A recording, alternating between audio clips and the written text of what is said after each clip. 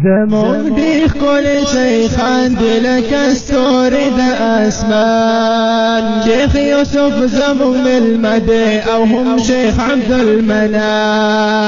زمون دی خل شیخان څلورمه خبره ده زما محترمو چې په دې ودونو کې د بعضې هلکان ګانې اوري تاسو ډېر ښه واده دی دا یاد ساتئ چې د چا په واده کې ګانې د هغې واده له به نه ځي زموږ بعضې ملګري داسې دي چې وریجې ویني بیا ځان نه شي ټینګولی خو دا وریجې خو داسې دي چې وخورې نو متیازې به دې جوړې شي څه پکې او څوک چې د الله دپاره یو شی پرېږدي الله به نعم البدل ورکړي دې وجه نه دا زموږ د فقهاو فیصله ده چې هر هغه واده چې په هغې کې ډنګ ټکوري او په هغې کې ګانې نو دا د ګناه واده ده دې کې به حصه نه اخلي بله دا د زما ورونو چې موږ د چا سره بغض نه لرو خو چې یو سړی ناجایزه کوي موږ ورته خوله چینګه کړي هغه به وایي زما څه ورانه کړی دی خلک ټول زما سره کیني پاسي او که زموږ یو ورور خطا کار وکړي او موږ د هغه سره بایکاټ وکړو د الله دپاره لږ ته په تندي کې پوتونه جوړ کړو چې ولې د ناجایزه وکړه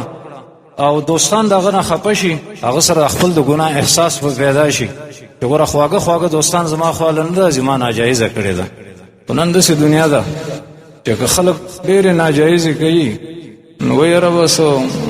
پرېدار سړی به خپل کار کوي زموږ د دین پایې چې دین الولا والبرا دی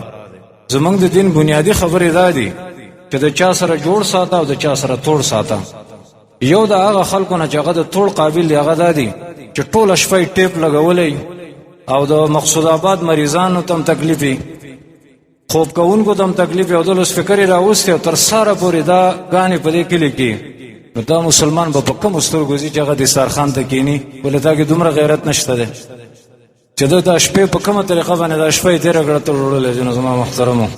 په ودونو کې به ډمان نه راولو په ودونو کې چې دی ګانې او موسیقۍ به نه ویو ځکه چې دا ناجایزې دي او دا ودونه به تیر شي دا زندگی به ختم شي او ډېر د غریبۍ او د ناچارۍ حالات به راشي او چا چې مستی کړي د هغه سره به د دې خبرو حساب کېږي خپلو دې مشرانو ته هم دا ویو چې ګوره ګانې مانې مه اورې ځکه ډېر کشران داسې دي چې په دې لارو کې ځي دا مزي په دې غوږونو کې ایښي کله د انډیا ګانې اوري او کله د ترکانو او کله چې د بل ځای زموږ خبرې خو په اثر نه کوي خو چې دا د چا زامني څوک وله خرچه ورکوي هغه دې ورته ووایي ګریوان دې پرې وشلی یو څو لتې دې ورکړي په ډانګو دې ووایي لکه زما محترمو چې دې سره سختي ونه کړي نو بیا به په نورو مشکلاتو کې اخته شي بیا به افسوس کوو خو موقع به زموږ نه تلي دې وجه نه زما محترمو د ملک ذمواران بادشاهان دي خو د بچو ذمواران چې دی نو دا پلاران